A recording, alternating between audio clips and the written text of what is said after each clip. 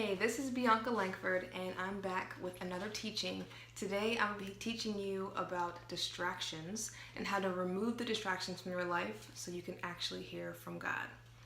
Okay, so I'll start with a story. A couple years ago I started a balcony garden. It was me really just wanting to plant a couple things. I grabbed some things from Home Depot, Target, wherever. Went to Target. I got some little potters, I got some little bags of seeds, cucumbers, I got sunflowers and watermelon seeds.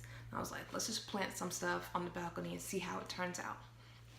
Little did I know how much work was going to be involved when I planted these seeds. And I really didn't know what kind of, trouble was going to come when I started planting these seeds. So I went out to the garden, I had my little dirt, had my little potter, and I put the seeds in there, planted them real deep down, and I watered it, and over several days I waited and waited and waited, and for a while I didn't see anything. It was just the dirt. It was just nothing really coming out. But after a while I saw something that was green pop up, and I was like, oh, this must be it. This must be the one, because now I see something green and it's growing and it's visible and it looks like what I've expected to show up. Turns out it was a weed. It was not a seed that was growing. It was not my cucumber. It was not my watermelon. It was a weed. But it looked like it was something that I should have been expecting. Point is, in this life, there's weeds and there's seeds. And they are always in conflict. The weed is representing the distractions, the things that you don't really want to be around, but they're there, and you might divert your attention to that thing, but it's really not where you should be focusing. And then there's the seeds.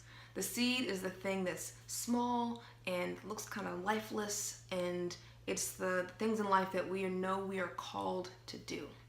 The things that God has placed within us, that we feel strongly, we feel led, we feel called to do these certain things. And the seeds require work. Now, if you've ever gardened something before or planted something or have had any kind of green thumb, then you know how hard it is to grow something and keep all the weeds away, keep all the insects away. It's hard work. But to grow a weed, that's easy. It's so easy to get distracted in this world.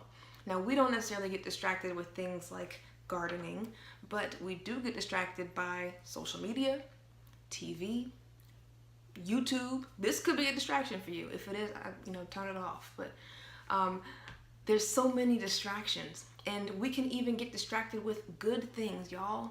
Get distracted with church activities or just hobbies and fun stuff. I mean, there's so much. We can get distracted with our own schedules, just being busy. I know I was guilty of that for years.